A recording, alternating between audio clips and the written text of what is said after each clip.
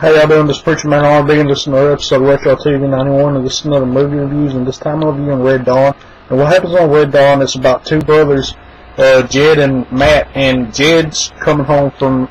Afghanistan because he's a Marine, and he's watching Matt's football game, and Matt's team winds up losing. Well, they go home, and this blackout happens in this across the whole eastern seaboard, and they don't think nothing about it. Their dad goes on blackout duty because he's the sergeant of the police force, and they go to sleep. Well, they get woke up to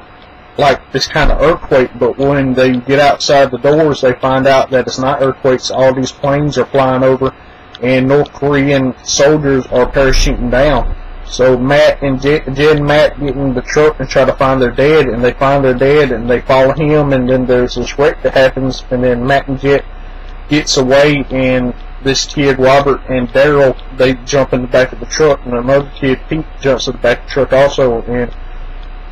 two more cars following behind them. They're trying to get away from the North Koreans, and they make it up to the cabin,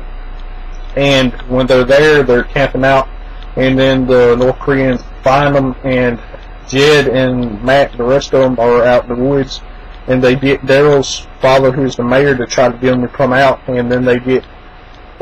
Jed's father, who is the sergeant, Jed and Matt's father, to try to get him to come out, but he doesn't. He tells them to fight, and then this general of North Korean army shoots Jed and Matt's father in the head and kills him. And then Jed starts to train these kids and his brother, and they start attacking the North Koreans, and they start off small and just kill a couple of North Korean soldiers to get weapons and ammo. And then they move off to bigger things, and they start blowing up stuff, and they start blowing up this assembly, and this assembly shows that the Russians are in on this as well. And they attack this assembly, and during this, Matt sees his girlfriend that's in an imprisonment camp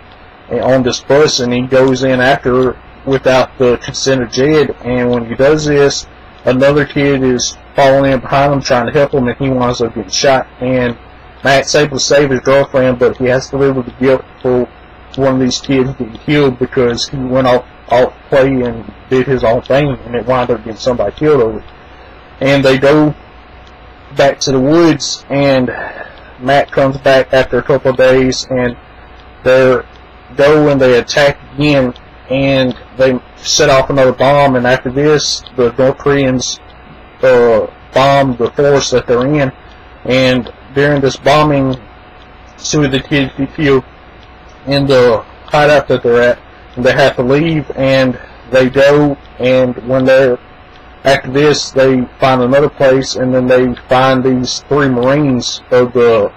Free American Army, and they're looking for the Wolverines, and they don't know that these guys are the Wolverines, and Jed tells them we're the Wolverines, and they tell them that there's this box that the North Koreans are using to communicate with their other forces, and Matt's done took a picture of this box, and they show it, and they have this plan to go to the police station and get this box from the North Korean general, and they do this, and they're able to get it, and some of the kids die during this raid, and one of the Marines from the Free Army winds up dying too, and they get away. Well, after this, Daryl gets stabbed by one of these Russian operatives, and come to find out that it's a tracker, and Daryl leads the Russians and the Koreans straight to the Wolverines, and in doing so, Jed winds up getting killed, and the rest of the team will roll out and get out of there, and they have to leave Daryl behind because they can track every move that Daryl makes, and the rest of them leave and form a bigger fraction of the Marines, and at the end of the movie, the Wolverines, and at the end of the movie, they're attacking the imprisonment camp and freeing all the Americans that are in this imprisonment camp, and that's all that really happened on this movie. If y'all ever watched Red Dawn, what did y'all like about this movie? As always, I'll be signing out. Guys, it's been another episode of Retro TV 91.